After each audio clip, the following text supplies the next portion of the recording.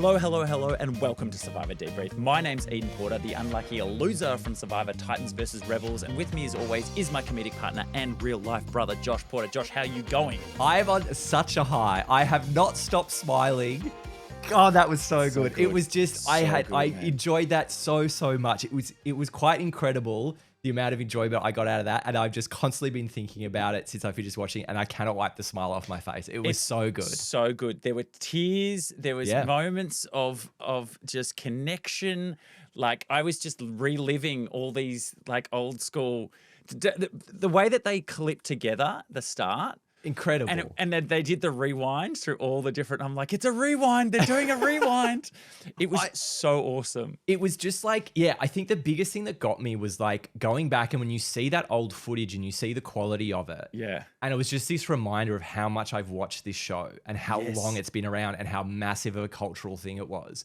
And it was just like the perfect amount of, particularly for me as well, like all these older players who I know and love, it's like, oh my God, they're back and there's these stories and like, that whole opening was so strong and powerful. It was so great. It was so awesome. And it's crazy. Like you have these moments, but you have people that were snubbed. Like Johnny Fairplay had his little moment there. It's like, no, he's not on 50. Russell but it's great, right? I think it was so great to remind that like you can't have everyone on here, right? But it was a really great reminder. And also, I remember after the cast announced, thinking about it, and after seeing it, I'm like, God, this cast is so good. Yeah. And thinking about anyone else coming in, you're like, I don't care, man. This is feeling so awesome. I turned over to Noonan, we were watching it, and I was just like, you sort of don't care about the cast anymore. It's just like, this is awesome. This is so the cool. cast. This is the cast, and they're all here to play, and it's so great. And Jeff is firing them up. All we ask in return, Josh, is everything. Jeff was into it. I thought that whole Matt chat, and I really love like just the full focus on like the older players. It's like, you're back here, and all that stuff about we've picked you to do this. Like, and I think that a little hint of that I got when Colby was like, I'm out here to have fun. It's like all like he said as he was going off to the journey, and it was just like, go here and do great things. Like there's such an excitement and such a weight, but like it feels a weight in like, this is an important thing to do. Not to like, you know, I'm making a statement because I have this thing was like, play really great Survivor. That's what we want to see. You know, I don't think it's necessarily this like, you know, that idea of like building my legacy or putting my stamp on it by doing crazy stuff. It's like, no, just play really good Survivor. That's the sort of feeling I got from it. And everyone feels totally there for that. Everyone wants to be part of this. Like everyone wants to be part of 50. Everyone's tried. The casting process was so crazy and so long, and now they're here. And this is the tribe groups, and everyone breaks up into their tribes, and everyone's like, yes, this is it. And that like people were crying on the Matt chat. Like, people were getting teary. Yeah, so many of them were crying because it was like, tell us your story, Steph. And she's like, well, I got down to, I was the only person left in my tribe. Like all this sort of stuff. And Jenna being there from season 1 is just to bookend everything. Absolutely. And that in the face of having Savannah as well, like that, what a cool image that is to fully span the years. And all the stuff when we heard it from Colby and stuff mentioning about, you know, Rizzo's 25 and I was his age when I first came out here. Like absolutely crazy that's the case. I'm loving Colby, by the way. I'm loving him. And he has had so many different versions of him over the history of the show. This is such a good version. This is like, he'd been humbled. Colby. This is Dad Colby. This is like, he'd been sort of the arrogant Colby, the beast mode Colby, the humbled Colby, the Superman in a fat suit Colby. Like he's gone through all these sort of things. And now he's just this older dad-like figure. And everyone is like just coming up to him saying, hey, I was so inspired by you. Like, you are my childhood. Or he's like, thanks, man. Like thanks. I think the other thing I really liked about the whole opening was they didn't have them in tribes straight away. It was like, you are the 50 group cast. Yeah, that's true. This is all of you. And I thought that was a really, really nice layer on top of it. And to be like, appreciate this moment and what we're about to do. And here's your buffs and now let's go. And now we're in the game. Now we're in game mode. Someone that had to sit down and edit all those moments together in the montage. What a cool thing to do. And they hit on so cool. Yeah, it was just everything. Just there's so many bits. You go, oh yeah, that was great. And you know, a little whiff of Malcolm, one of my favorites. Like, it's so good. Like all these little things like that. And I do think they're my favorite thing. One of these incredible people, and then literally literally the first thing we hear from Coach is, I'll start with a quote from Magellan. I was like, thank you so much for making that the first thing he says. Ridiculous. It was so good. Absolutely ridiculous. Coach is in full ridiculous mode. And look, honestly, I don't need to hear a lot from the newbies, the new era people. I've just seen them play, so I don't. And they didn't dwell too much on that. And it was these people coming back like Angelina and all this sort of stuff. And can I have your jacket? She's like, I got an extra jacket this time. Like all that stuff is just really fun. Like it's so fun. And for me, who doesn't really, Genevieve's the only, and Rizzo and Savannah, they're the only ones of the new era that I know. Yeah. And for me, I thought I got enough of them to kind of understand the kind of player they probably were in their season.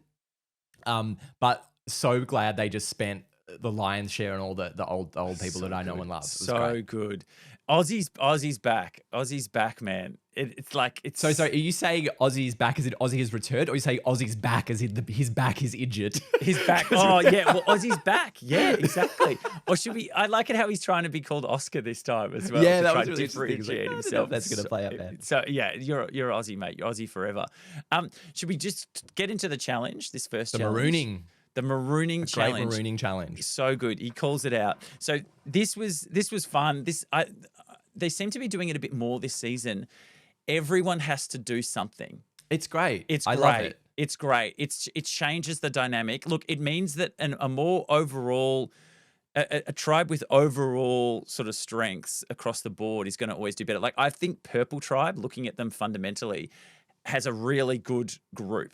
Yeah, they've all bring something to the table, and they're all sort of able to do everything. Yeah. And we can see that sort of playing out in this challenge. Like everyone did a great job, and everyone did their bit. And I think as well, I really like this, I felt there was pretty even weighting on everything. Like, yes. Yeah, there's a bit of strength there, but there was enough there that everyone needed to do well at their little bit. I did, because I haven't seen, is it Jonathan? Is that his name? Yeah. Jonathan. I haven't seen him before. He's incredible. He is a man mountain. The rope pull on the boat going out was, I was like, God, this is so good. I was literally waiting for him to go, Coach, you stay here. You're just going to slow me down. And he was just going to like pull it single-handedly. Famously, in his season, he picks up players and carries them through the water because it's faster and stuff like that. Like Jonathan literally putting the tribe on his back. He's huge. He's absolutely huge. Yeah, it's really interesting.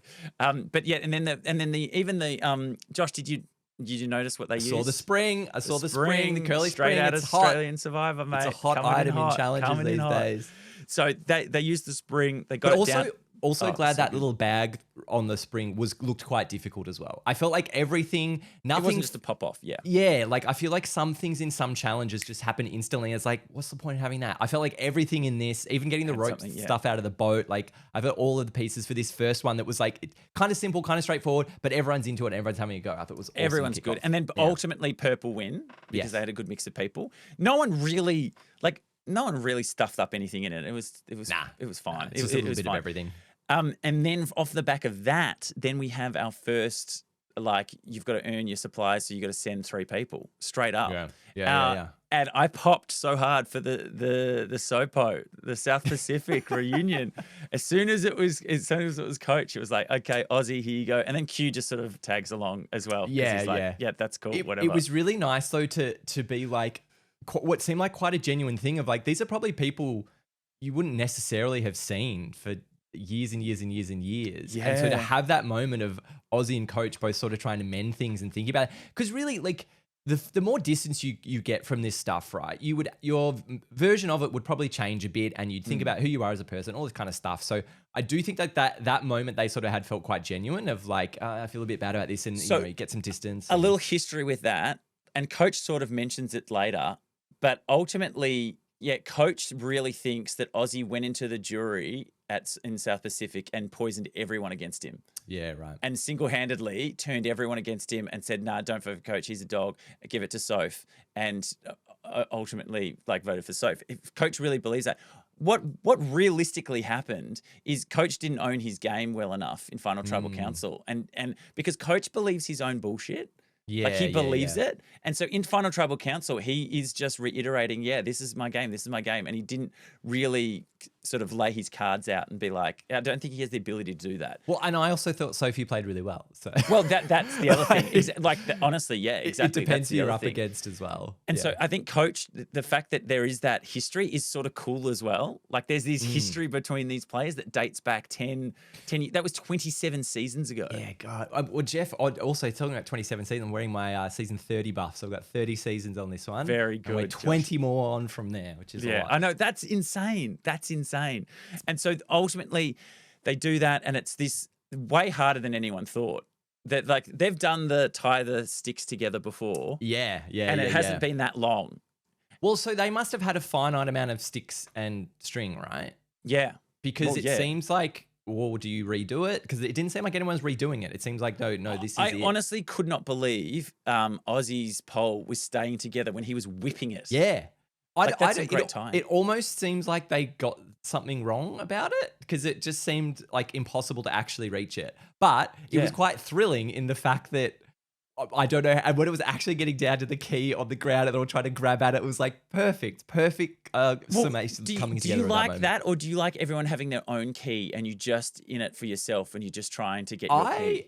I think I quite like the one key. I think it stands alone as like a more interesting twist on this because maybe that's why they had to make it so difficult, because they knew it's much more interesting if everyone's there at the end with their pole trying to get at it. Like, and we kind of got it right in those last few seconds, right, of them all trying to scrabble to get it. Yeah. That's kind of what you want. I think that's what you really want, right? It's kind of like on the thing and everyone's trying to go for it together. So I quite like this. You didn't like it so much?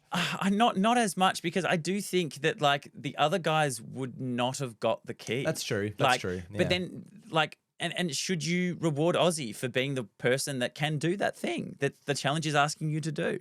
But as we saw, does that set the tone now of coach's game by pulling that move? You know, 100%. I think it adds in a more interesting dynamic of how are they going to play. And Aussie's a bit pissed off about this honor system of like, hey, we thought we should do it. But I'm like, that's perfect. That's like quintessential Survivor. And no, Eden, this isn't the same as looking at someone else's puzzle. Yeah, that you were super pissed off about, Josh. It's really different than that, all right? Yeah, okay. I think so. I know what you're saying. Obviously, Rizzo last season, we hated on Rizzo checking the puzzle. But maybe the reason why you do the one key is because there is a different way to win. Like it gives a different option. True. It gives the okay, well, if you're good with sticks, you can stick it and get it and win. But if you're not great with sticks, someone else could get it and you could sneak it. So it isn't just like, well, if you're not good with the sticks, you're done. You're done for. Yeah. The other thing, I don't know why I had such a moment at the very start of that challenge. Seeing Aussie scrabbling up a pole is like a core memory. Yeah. It was just like so funny. I was like, oh yeah, of course, Aussie's up a pole. Classic. You go all the way back to Cook Islands, where Aussie was literally climbing coconut trees by himself. That's right. With unassisted and going all the way up, grabbing the coconuts and coming all the way back down. Like, I love as well that he's still like, he found that, was it tapioca or the root thing, whatever he found. And Devons is like, it's old, no one's going to keep you around for that. I was like, I don't think Aussie thinks that. He doesn't believe that, well, they're going to keep me for the food. He understands that, but I don't think he can help himself. He's like, I'm in my natural element of Survivor here. I'm just doing this stuff because that's who I am. You know what it actually is? It actually is, I'm hungry. I will get something. True. And you know what? It would be a massively dog move and antisocial if I go, no, I found this. I'm eating it by myself. It's just like, I'm hungry. I've got the ability to find food. Yeah. Everyone can have some. Yeah. Like it's not him going like, they're not going to get rid of me because of this. Like Devon's, that's not a great read, because I think Aussie is way more aware this time of how he's coming. And he's even said, he goes, I watched all my old seasons. I went back and watched them all and stuff like that. What mistakes did I make? And by the way, Aussie, we have to shout this out. Aussie has gone with the Shambo hairstyle from Samoa. Like fucking, it's the mullet. It's the full hairy mullet. It's great. It's so amazing. It's so amazing. And so ultimately, Coach wins. Yes. And Coach then takes away and he says sorry to everyone.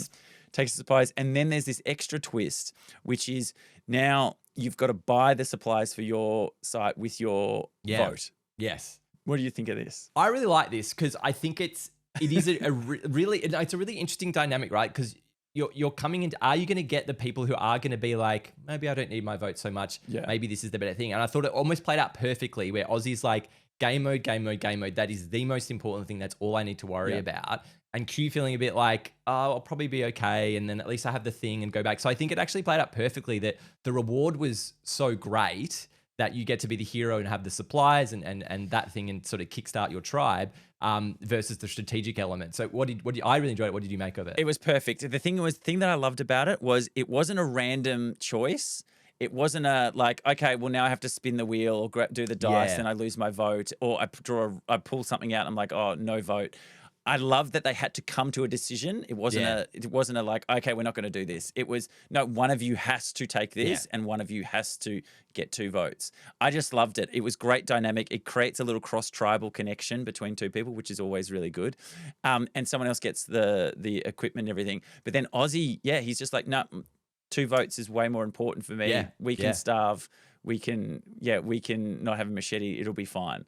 Like, well, as well, you can sort of frame it as, you know, there's a loss here. You know, I lost something. Yeah. You know, like he can. That's the story he can tell to be like, yeah, not everyone went home with the gear. Someone didn't go home with the gear, and it was me. The thing that is bad though is staying on exile and not being part of those. They even say that. They say there are people going, hey, let's work together.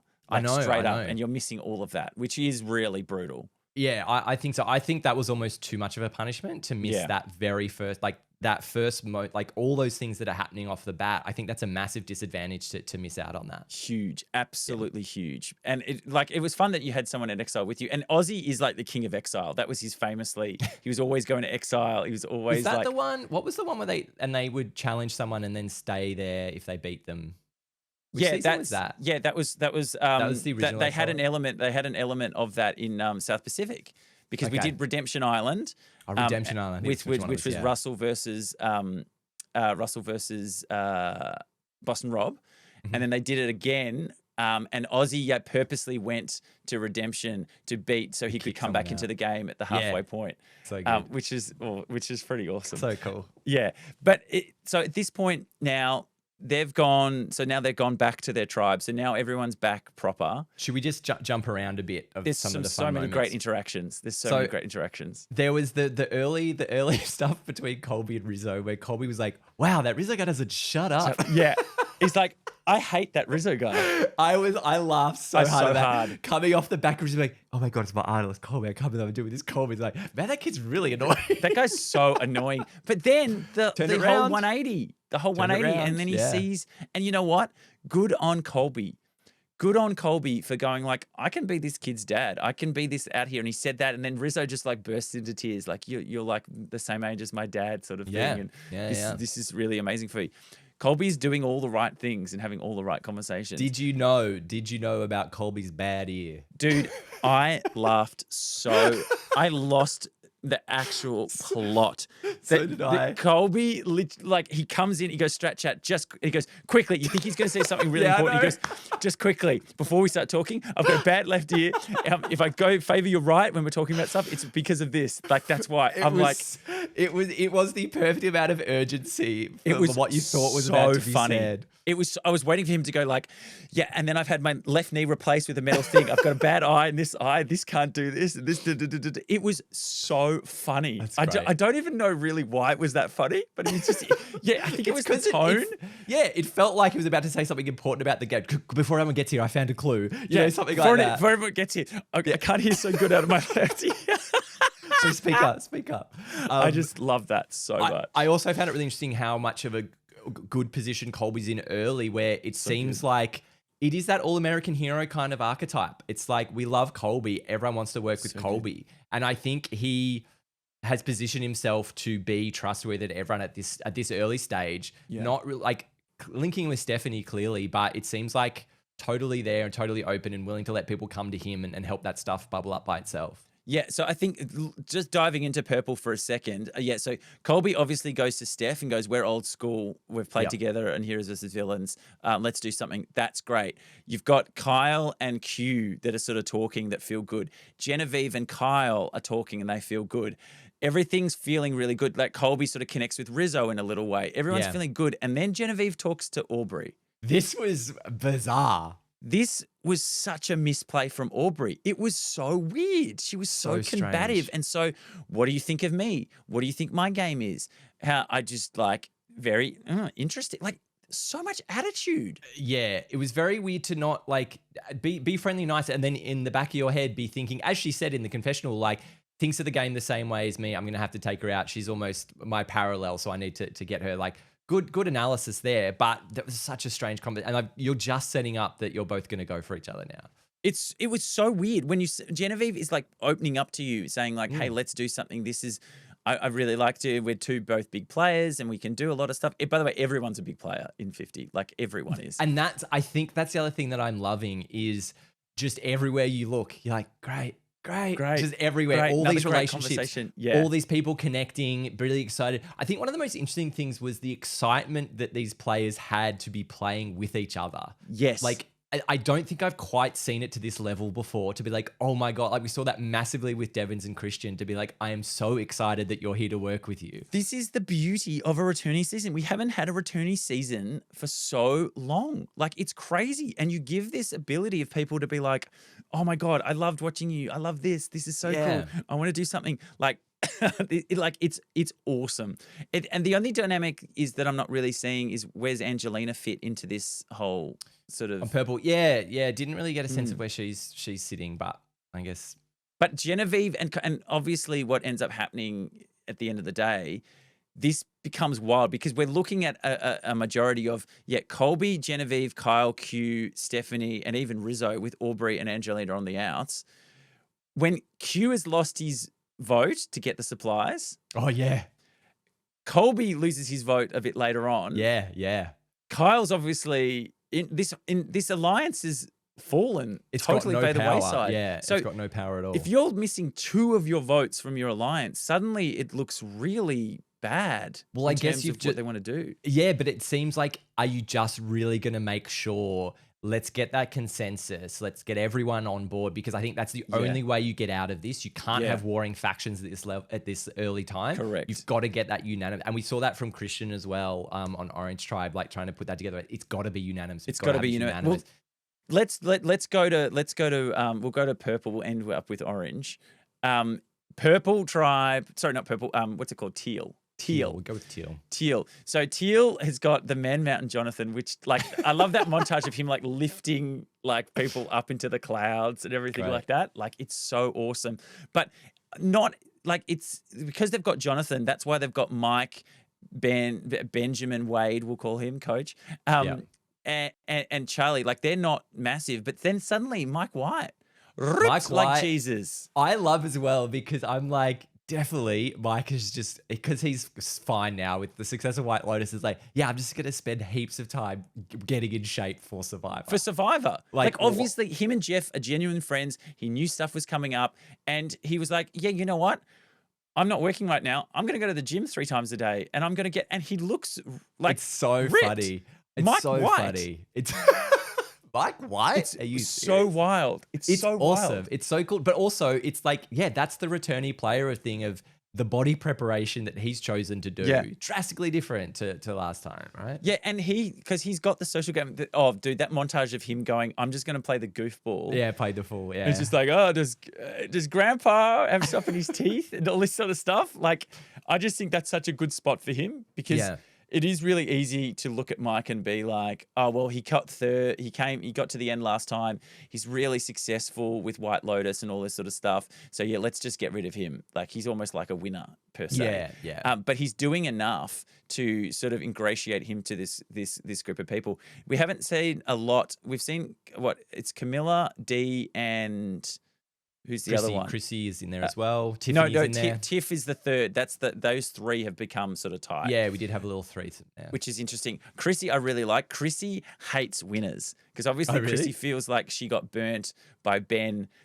Chrissy's season was the Heroes, Hustlers, Healers? and Healers. Yeah, great. Of course, the Healers Eid, the third of those H's. Of course. So she that's when they introduced the fire making challenge at 4. So they changed it. So it's no longer a vote. And as a result, she lost the game because they had a majority of 3. They would have just voted it out, like it would have been fine. But then they brought this mechanic into the game. So she hates people that have won. And so I love it that she's sort of after D straight off. She's like, no, D's a winner. I hate her. Like, I think Chrissy's good. She didn't play as well as I hoped because she's one of my winner picks. It was linked in with Coach. That first chat with Coach in the water seemed maybe a bit premature. Like, what do you think that balance is in a season like this? What is that balance? We saw it from Jenna. What is the balance of coming out super hot to be like, I'm here to play, hit the beach, let's go, versus like, maybe I just got to slow down a little bit so people don't point the finger at me too much. Okay, so what it is all the old school people have heard that new age Survivor is quick. You got to quit. You can't be hanging around just sitting by the fire doing stuff. That the conversation between returnees is that this new game is super quick. Stuff's happening on day one. You've got to get out there, and you can see the people that have taken that on board that are going, yep, I've got first on the bat. Hey, you and me, what are you doing? Who don't we like? Who do? Because they've heard that this is how you play Survivor now. This is how you've got to up the speed. You can't just sort of be going with the flow. Yeah, I'll vote out whoever. You've got to make moves and you've got to do stuff. So yeah, it is interesting. And I think we heard it from Kyle saying almost the opposite of that. Like, let's start with the relationships. Let's talk to people. Let's build our relationships, and then the gameplay will flow from that, and that will come from that. That's what you should do. But this misconception that like new era is like instantly, what's our alliance? What's our final 3? Who are we against? Like, that's like unless you have a pre-existing relationship like an Aussie and a Surrey, stuff like that, like it's not going to play out. You need that pre-existing relationship, and none of the new era people have ever been returnees besides Bruce, but none of them here have been returnees. So you don't have that dynamic of, I saw you on your season and we were on this season together and stuff like that. It's only people in your season that you know. That's all you know. Yeah. It's really interesting. And then Orange Tribe, Jay. Well, can we just briefly touch on D as well? Because I haven't seen her before, but she's been a big focal point for the tribe. Do you know much about her game? Yeah, she was super dominant. She absolutely controlled her alliance. They had a strong core alliance, and she totally played this guy as a puppy dog, like love interest. Yeah, right. And he absolutely got bamboozled by her. And it came out at Tribal Council what she did to him, and he was like shocked. He's like, "Oh, what? You knew that?" And she's like, "Yeah." Yeah, I gave you that one. And so she was pretty brutal. And the other thing to note, she's got massive toes. She's got a massive toe. Okay. Which makes it really easy. Like, it gives her an advantage in those, like, toe, like, standing challenges. Like, people... I didn't realize why you brought that up. Perfectly reasonable thing why you brought that up. I always think he was like Coach's toe ring is going to, like, what is he talking about? No, and because Q in his preseason press is like, I don't trust D. She's got too big a toes. She's too good at, like, that was the thing in her season. And she won one of the challenges where you have to stand on the tiny pegs because her toes are slightly larger. I do get a sense overall, though, I don't necessarily think winners and like people who necessarily got really far and did really well are going to be targeted inherently. I think it's more about their game. How they won. Yeah, I think that's going to be the important thing. And we kind of interestingly saw that with Savannah and Jenna picking up on, like, if she's in 50, like, she must have done some stuff. It can't have just been this, like, great little easy go, I won, hooray. You know, there's got to be something there that pulls you into this season. Out of the 3 winners, Kyle definitely was in the best spot. I feel like Kyle, no one was looking at him as like a winner. Everyone just looked at him as a nice guy. Whereas I think Dee's got a few people going like, we've got to take out. She was devastating in her game. And same with Savannah. Like, obviously people haven't seen her win, but I think that could hurt her at some point. And she brought it up in a really weird way. How did you guys think I did, Crickets? Yeah. And then I won. Yeah. Okay. Yeah, it was just really weird. It was just a really weird misplay in terms of how you discuss that. It's interesting because it's like it's gonna, like, it's good that she's talking about it. I think it's interesting to try and hide that she did so well on the individual challenges. It'll be interesting to see her and Rizzo's relationship, if they get to reconnect. Like, I think that would be really fascinating because that is so recent. They were tight. Dude, what was it? 2 weeks? She said 2 weeks. She said 2 weeks, which to me, as your body copying that, is crazy.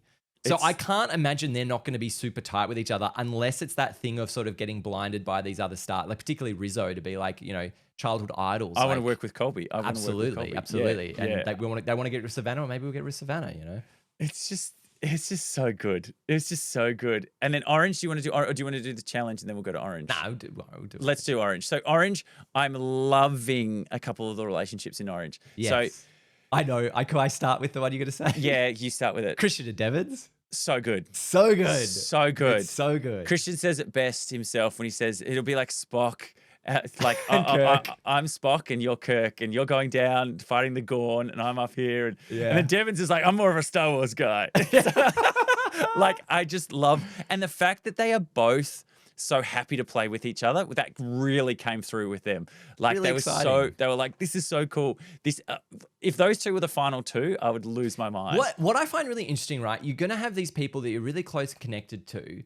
Are they both thinking? Obviously, it's a long way to go. But do you think they're thinking? Well, or like, when do I cut this person I love? Because I'll need to do it. Or are they like, nah, let's ride this out? I reckon based on the game that will probably shift dynamically, right? Based on the moves you do and those kind of things, how well you can sell it. Yeah, honestly, like I think when you look at the board, there's no one that you could look at and go like, oh yeah, I'll swap this person out and I'll take this person instead. Yeah, everyone's got a threat. There's no sheep, there's no goat, there's no like person that. So then your decision becomes, why not go to the end with Christian and I'll just try and sell my story better than him? Yeah, that's true. Like, why not do it? Because ultimately, if I take a Joe or something like that, they've probably played a pretty good game. I just see everyone playing a good game to get to the end. Same, I don't see how you can coast. I don't see how you can coast through. Yeah. So it's pretty amazing. But that relationship is so good. I haven't really seen Christian, and I've been loving it. For me, by far, his commentary is just incredible. He is such a good, and it's really interesting. He broke in his preseason chat. He broke down like the season into archetypes of people. Like he's like, I think I saw this. Yeah, there's four of us. We're the narrators. We're this type of person. We can tell a good story. We can do a little thing. We know what's going on. Then there's the wild card people, and then there's the challenge beasts, and he really broke it down quite. He's like, it was cast in this way. He just has a really interesting way of looking at the game. He's awesome. David versus Goliath, his season is amazing. So he obviously played with Mike and Angelina. Yeah. And he's got a good relationship for them. But I love Christian. He's so good. And also, just to like absolutely put the cherry on top of this being season 50, making fire with the glasses was incredible. Like all of these things just coming together perfectly to be like amazing. I'm pretty sure that no one has done that since Fiji. It's like back in the day. Like that is old school. It's real science. desert island stuff, right? Like what have we got? We got some glasses here. It's so good. And it's like, but see, people do that, but then Christian adds another layer when he goes, so my lenses are convex and yours are concurve. So as a result of this, like that's what's because he's a professor. So he talks like in that way of breaking things down. He's just so interesting as a person. He's fascinating. Great. And you know what's really funny? So obviously it's a mark of respect from Jeff when he does the last name call. There are so many people that are getting the last. It's like Habicki's coming in. Here comes Devons. Like all of these people are getting the last name treatment because they're all iconic people. And a lot of these people have been sitting on their hands like pre-new era because they haven't had a returning season because 40 was winners at war. All these people that were locks to bring back. Devons hasn't played in 6 years. Yeah. Christian hasn't played in longer than that. And these guys were like, oh, they're definitely going to come back when we do it again. So to be waiting, I'm thinking like, wow, I was auditioning to get onto Survivor for 8-9 years in Australia. They've been waiting that long to play again. Yeah. Like it just seems such a huge distance. But to come back for this is like almost the perfect return. There's just such, there was just, I think my overwhelming sense is such a buzz in the cast of like, we're doing it. We're here for 50. This is an incredible milestone. I really also enjoyed, if we could touch on Suri and Ozzy.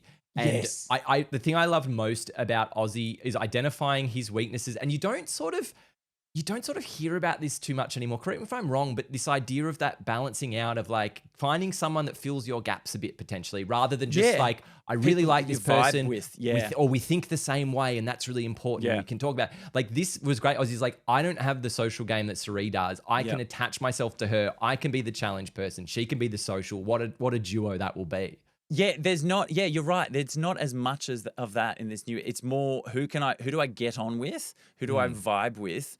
And it's less about like you said, filling each other's gaps. And it's so funny that Suri and Ozzy have this history together. They played in Micronesia. They played in in Game Changers together. So they've got this history. And then obviously Suri's open to everything, but she was open to, that's so fine, Ozzy. This is great. And then he straight away tells her, he's like, I've got 2 votes. She's like, cool, I can use this information. This is awesome. Yeah. And I think she's there for it. She's there to work with Ozzy, which is I did not see that pairing. No, like a really interesting duo, Because I think I was also really surprised. I don't know why, but I was surprised to see Ozzy doing so well in the challenge, to be like, he's still got it, man. Like, I thought he was going to be old man Ozzy. I thought he was going to be old man Ozzy, but he's back, man. They have shown his back a bit. They mentioned that a few times, so I think that might do him in. I think there'll be something of that later. I just hope it's not a medical evac. I can't have a season of legends and all these medical evac people. Yeah. But the other thing is, it's because you're getting people from so long ago. They have aged. And I was going to say, that is also something that feels really refreshing this season. That I'd be interested to see a stat on the average age, but it feels a lot older. Oh, well, it is. Everyone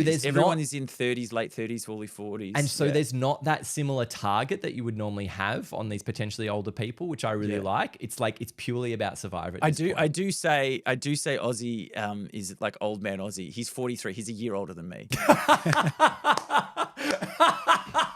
So how's your back in? There you go. So that's a real stabs. I just looked at his age. I was like, oh god, great. God. But you've got a lot of 40s, like your Joe's 40s, your Jenna's 40s, all these people that have been hanging around. It's really interesting. So the other one, so we've got Suri, got Ozzy.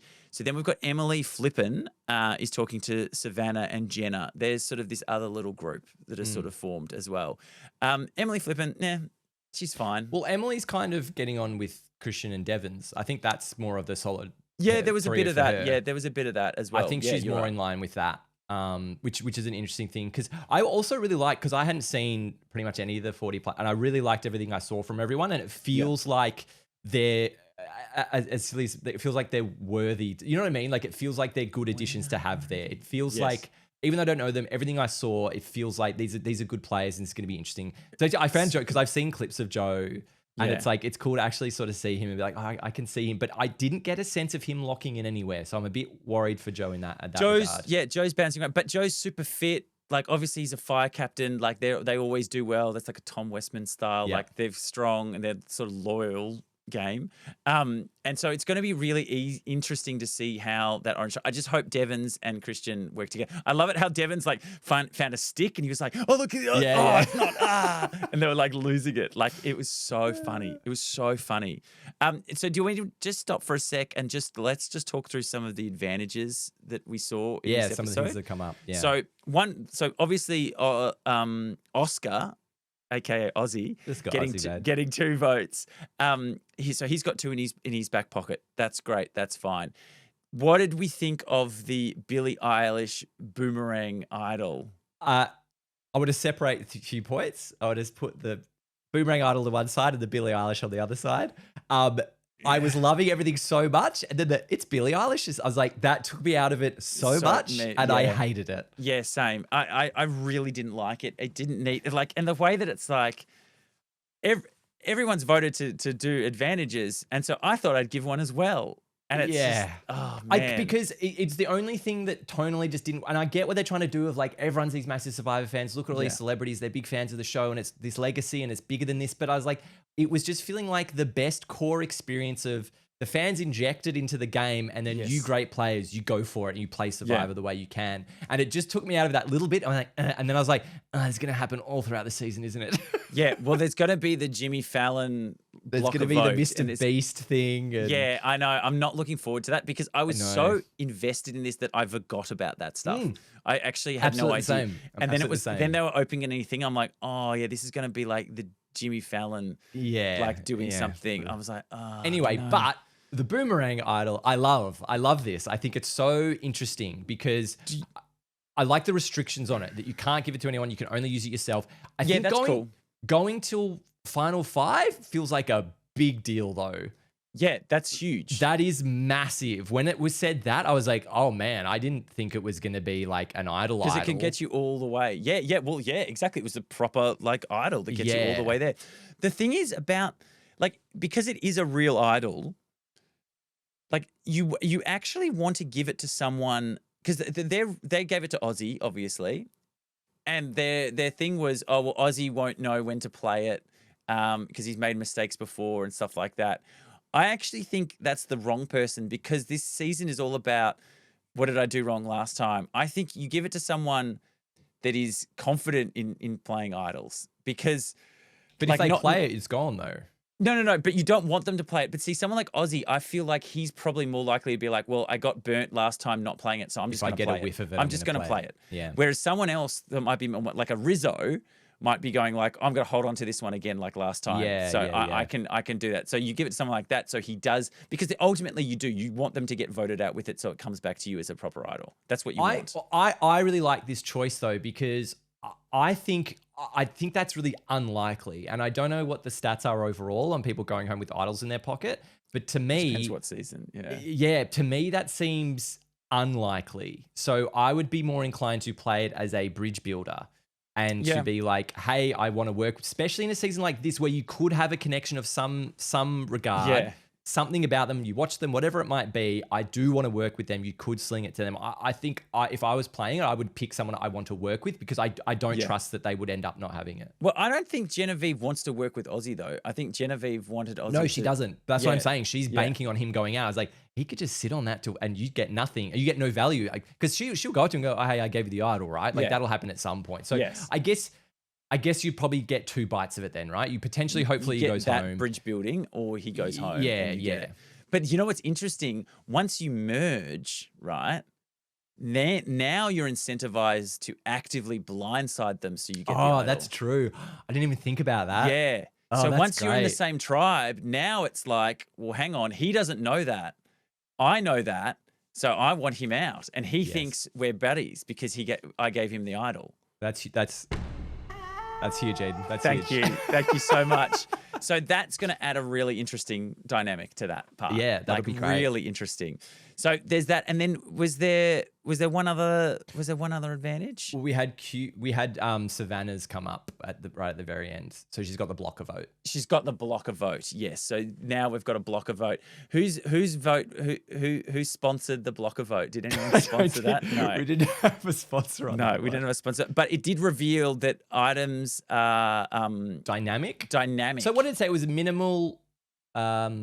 Dynamic, and there was a third something else. Yeah. Which so was that which was that they would do a lot of stuff.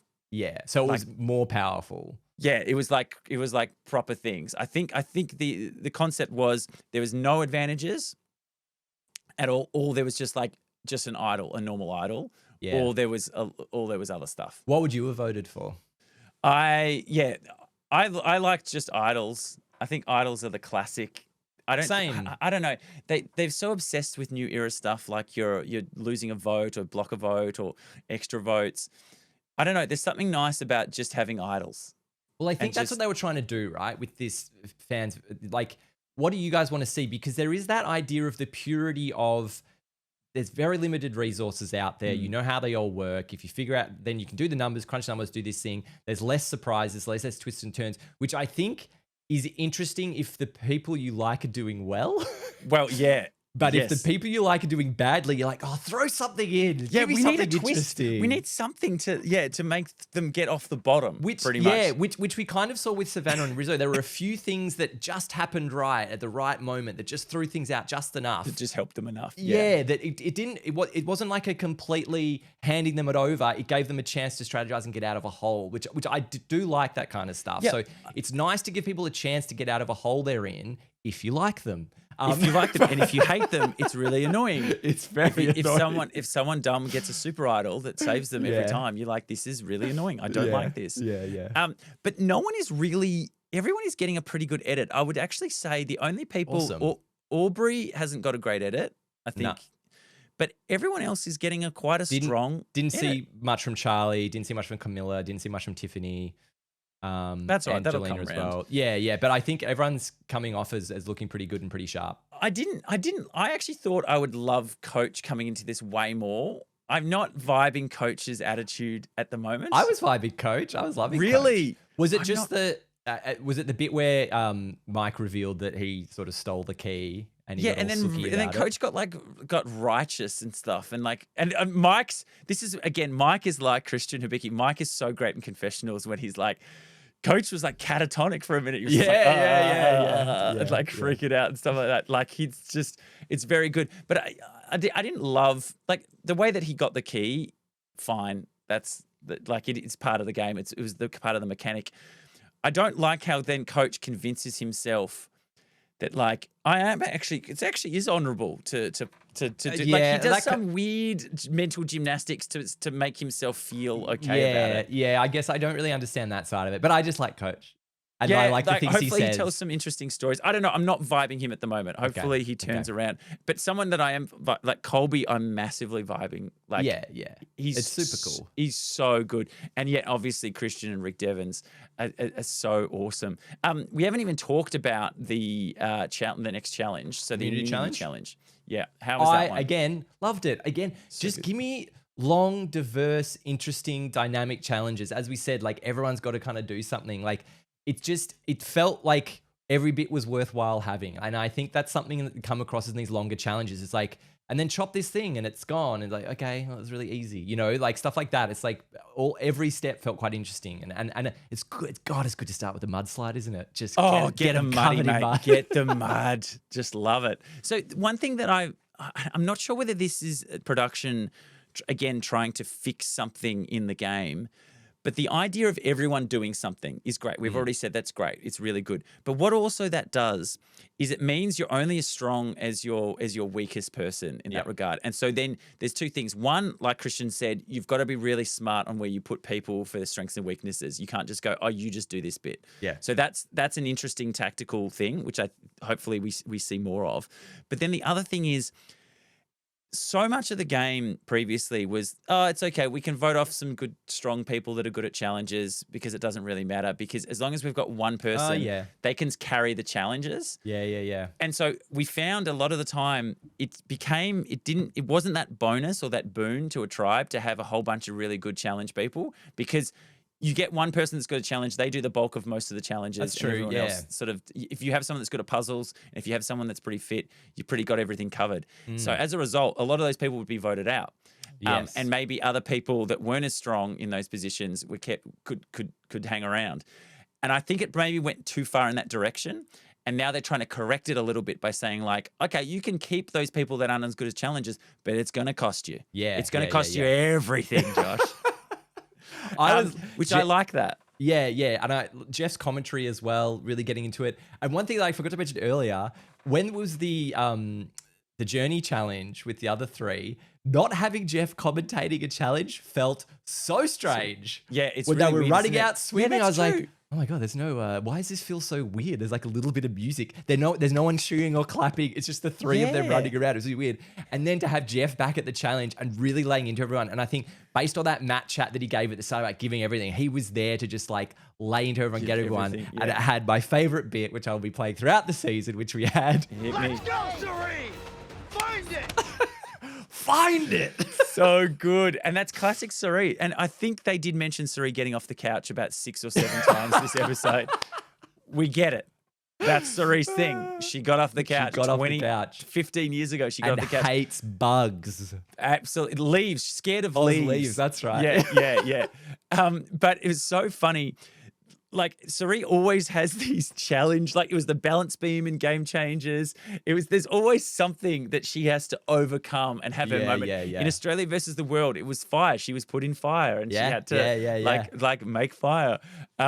Just so funny, just that she always comes up against these things and Jeff always loves giving it to her and just like, come on, Sari, go. Find it. Again, as well, and then I just a little bit of everything in this challenge, which I always really like. I think just test everyone out. I don't know if it would have just come down to the puzzle. Like it seems like you can be good enough. Like sometimes it's just like it was a blowout. It was a blowout in the end, but that was just because of Sari, I think. So I think that must have cost them so much time. Yeah, monkey fist, mate. I'm great at the monkey fist. Love a monkey fist. You love a monkey fist, I mate. love a monkey fist. I'm very good. I've practiced that quite well. But then obviously this is when Kyle just one moment. Did his Achilles. I watched it back a few times. He's literally his Achilles heel. Yeah, it was his challenge. It was. It was him like sliding back down, and he just like landed really flat-footed and weird on the dirt. So from angle to flat, it sort of came down. Yeah, it was just like really dead flat, like just hit the ground. I think it just it just sucks to see that. And you're like, sucks, man. And as well, like perfect amount of wall that was quite difficult to get everyone up. There's just all these things that I feel they've really honed in on with these challenges that they're feeling. Nothing feels like wasted. It's like it all feels really purposeful, and they're just doing well enough to get through it. I'm just going to say it right now. This feels like old school Survivor. This doesn't feel like new era Survivor to me. It feels old school, and that is why everyone is so invested in it, and it feels so fun and so great. What do you think that is? What did you put that down to? I don't know whether it's like we haven't had a returning season forever, or it's the nostalgia buzz. It just felt like yeah, maybe it was having some pre-existing relationships and people being able to talk things through and people being excited to play with each other and knowing, oh, this is how this person plays. And I'm just invested. I know everyone, so I'm invested in every single person instantly. Yeah, that's true. Instantly. You're not waiting to figure people out. Yeah.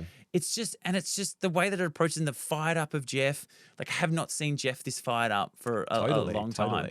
And it's just everything about it. It was just such a glorious celebration of Survivor. Absolutely. Like, it really was. It really was. It's been awesome. And so then, obviously the challenge is a blowout. Sari sort of puts him in a corner, and Sari's looking glum.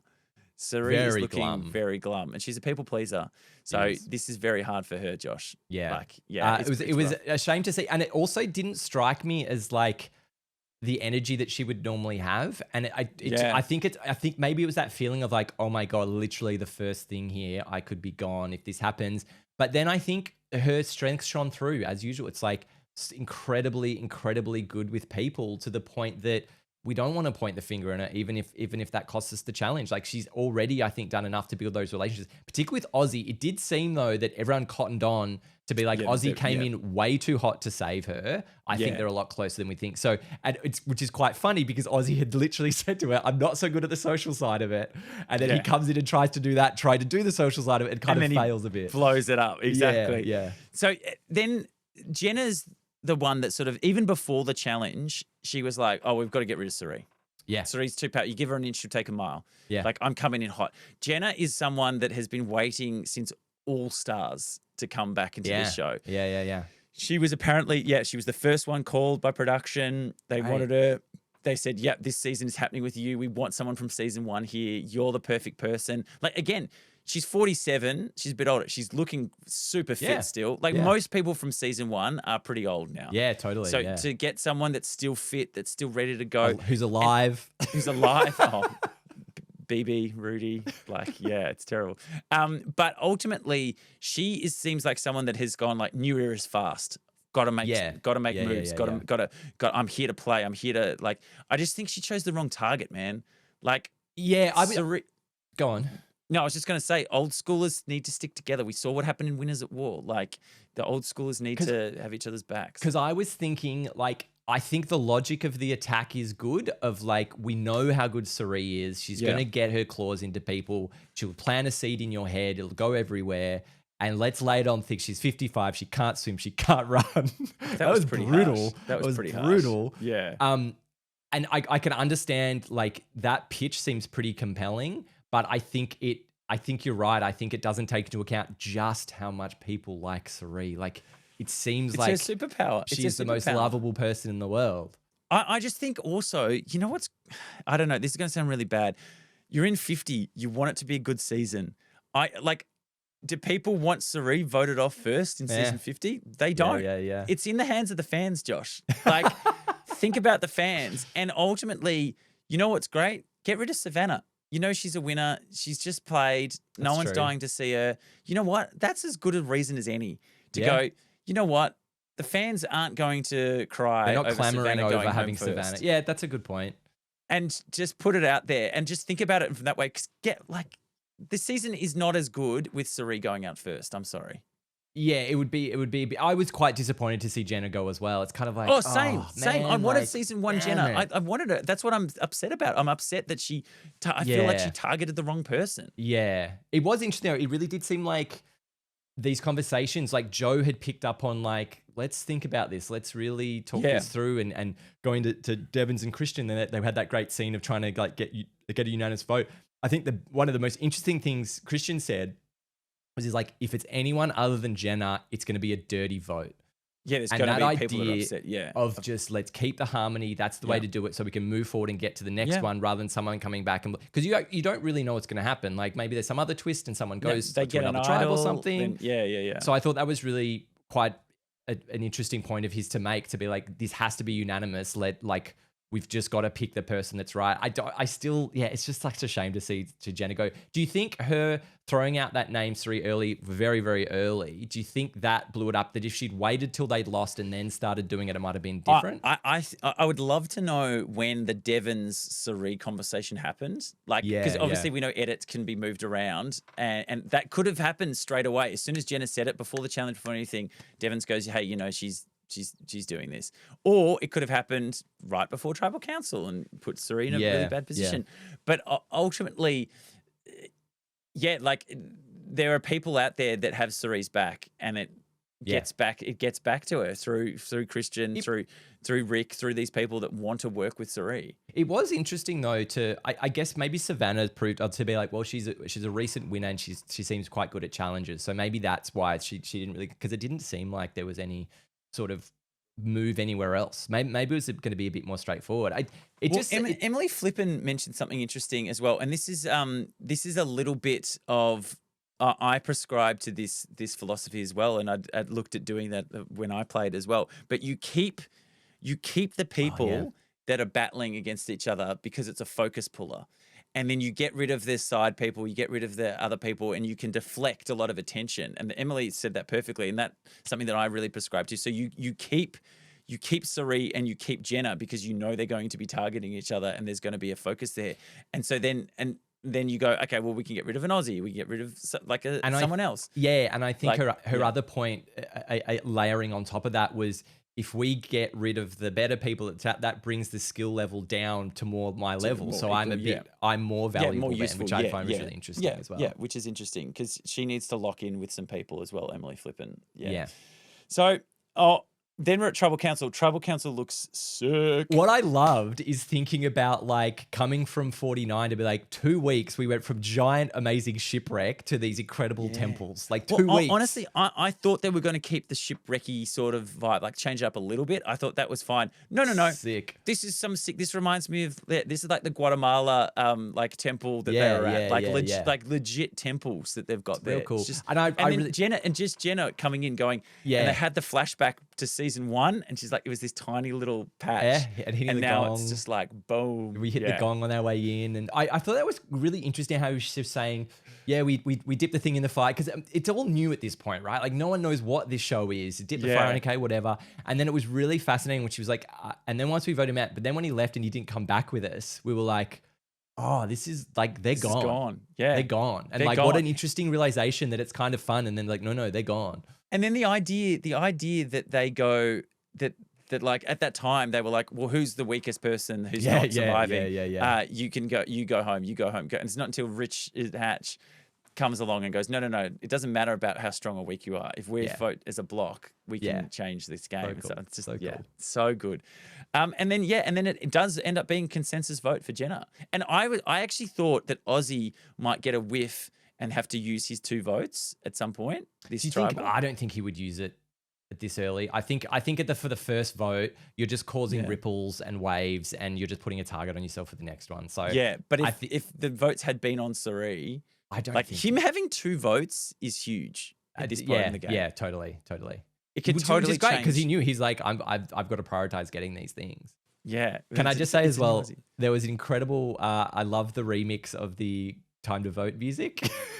Way more vocals in it. I was like, great. Yeah, just they're like, doing all this so stuff much is more. Just peak. They're doing so much more. Good. And so then, it's a unanimous one. Jenna goes home. Honestly, gutted to lose her as well. Sucks. I don't think don't know if Season her one. not pushing so hard on Sari would have changed anything necessarily. Do you think her pushing on Sari was her downfall? Yes, I do, 100%. Yeah, okay. I 100% think that name in particular had enough connections there in the background that it was going to be a hard one to get a unanimous vote on. Yeah. And again, is there a part of her brain that was still in old school? Like, she lost us the challenge. It's a no-brainer. She should go home. Yeah. We don't want to come back to tribal. Let's not come back. Let's just not come back to tribal. I did love the first in, first out. That's brutal. So brutal. good. And then they all stood up. She's like, she was pissed. And then she's like, I hope they all get voted out. Yeah, I think so. I after waiting that long and then getting there and then like, oh God, it'd be heartbreaking, wouldn't it? Especially when there's so many new era people that we've just seen. I'm like, I know Rizzo's game. I know Savannah's game. I know Kyle's game. I know all these people.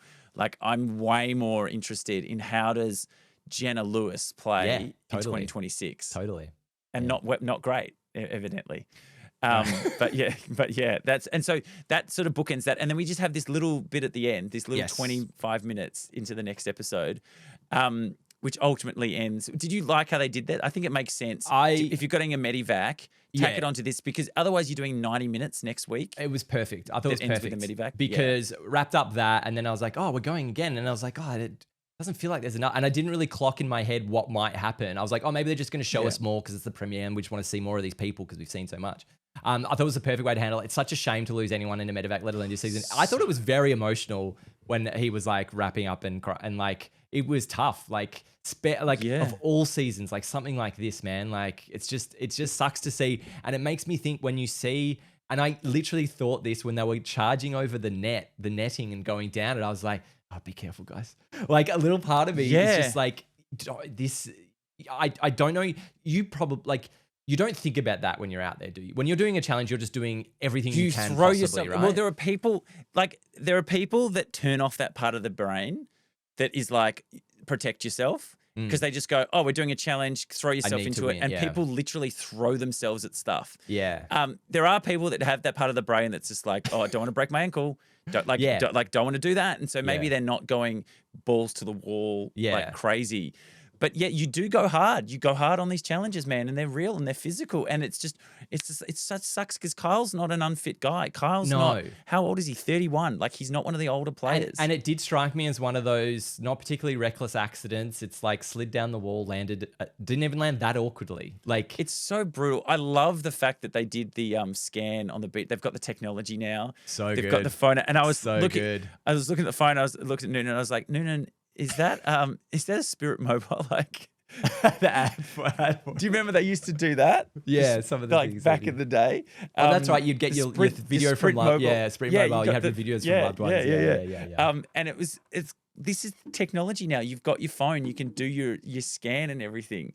And they didn't have to pull him from the game to do the scan, which I loved. And then they went old school and they did the feel, the leg. It's great. Like, how cool was it that they explained everything and then was just like, and now we'll do the test. And it's almost, and it is like, I sometimes like feel a bit silly that Jeff, we're bringing you backstage. Like we saw with, was it Ben or the guy who got bit by the sea crate? Oh, we're going to bring you backstage and we're going to see everything and da-da-da. Like this felt, I don't know, there was something that felt different about this time about it. It's like, just talk us through it, see what's happening, It's nice to see that and have that play out because I think it's such a big deal with these players at 50. Like, you really, really want to know what has happened, how bad it is. And a perfect question because, like, how bad could it be if I stay out here? Like, will I damage myself permanently? And he's like, yeah, you'll really you could have irreparable damage. Yeah. And it's an interesting pivot point because they were always like, the show used to go, unless the doctors pulled you from the game, the show wasn't going to pull you from the game. Unless the doctor said you have to leave. This was a case of the doctors were saying, like, you could do permanent damage if you stay. Yeah. And then Jeff was like, well, we have a duty of care to pull you from the game at this point. Which and I think like Kyle Money, he's like, I've just got married, my life's going pretty good. Like, it's a night, like in that moment, right? You've just got to go. There's a lot of other things in life than Survivor. Well, and he's won. Yeah, he's won. He doesn't have anything else to prove. Like he's won, but he really connected with everyone out there. And this he's in a real good spot. He was in the best spot. He had Q, he had Genevieve, he had Colby. He was insulated from everything. Like, and it's just such a shame Now this tribe is a bit of a shambles now. With half of them don't have votes. I know, it's so weird, but it's interesting because it does seem quite unanimous that I think they might get through without that being an issue, because I think they'll have enough votes to just get rid of one person, and I think they hopefully might scoot through. Yeah, it could be a disaster. It could have been an absolute disaster. And then the other thing is there was another journey. Colby, Mike Savannah. White, and Savannah all went. I didn't get the mechanic of sending 3 of them and then instantly sending someone home. I didn't get that mechanic. Yeah, Seemed unless dumb they're to trying me. to like sow doubt of like, well, maybe Mike got something, or because he had to leave. Maybe. But yeah, it's a bit. Yeah. Yeah, It's and then more you interesting had to have more and again people. you had the stacking challenge with no Jeff there. Yeah, And it was just and like, there was a moment where Colby readjusted it when she didn't and see, and then I'm like, I don't think you she allowed to touched do it again, that? man. Yeah, totally. I I'm don't like, know about it's that. gonna. He was just like, it's gonna go. God damn. Yeah, and it did suck. I would have loved Colby. I to will be get something interested to see though, who Savannah chooses to share her advantage with, because I feel like as this fresh coming in season 50 winner, I think she's going to be really, really careful about who she chooses to team up with. So it'll be interesting to see who she 100%. picks. Yeah, 100%. But yeah, such a phenomenal first episode. So great. good. I enjoyed it. So I had a grin the whole way, cheering a lot. It was just like, it just highlighted the history of the show so perfectly. So good. And it really reminds you why you love the show. Like from all these moments, all these iconic moments over the years. And so it was cool. just like, oh yeah, that, oh yeah, that, oh yeah, Yeah, this. And then so great. all getting these people back to like see them play again. Like it's going to be awesome. Do you have any winner picks or anything, Jay, straight off the bat? I'm really enjoying Christian and Devon's. I Yeah. think they could go very deep. I think I might just say Christian. I just feel like he could easily throw. Colby, maybe. I feel Colby would be the ultimate. If Colby came back to win, oh my God. It probably depends how well he does in challenges. I think some of these stronger guys, when we get to individuals, if they're killing it, they will have a target. Colby's not killing it. He's 51. That's what I mean. So if you're not posing as big a threat as you previously would have, I think that target lessens a little bit. And you can just be that all-American hero that people love. Pre-season, I chose Rick Devens and Chrissy as my 2 winners picks across the board. Nice. Is there any girl, any woman that that you Genevieve's seems like in a pretty good spot, and I think she's probably got this nice balance of. I love Genevieve. What was really interesting? She very, very clearly stated, "I'm going to play differently. I'm going to build those connections early," because we saw that was a bit of a downfall of a game that she was kind remember of she nowhere. was invisible for 3 episodes. It's crazy. And And her very, very clearly being like, it's related to my personal life and getting close to people, and then she sort of flicked this switch, and it felt a bit too late. So I think that as a key thing you didn't do, like. Building close relationships to people is pretty fundamental. That if you can get that in line and that's a highlight for you, I think she could go really far. Yeah, could be good. It's going to be good. Josh, who spun and grun today? Spinning grin. We saw a lot of Aussie. I thought Aussie had a pretty good showing. He's got an idol now. Well, now he's got an extra He's vote. got a Billie Eilish He's got idol. a Billie Eilish idol. He's got an Double extra vote. vote as well.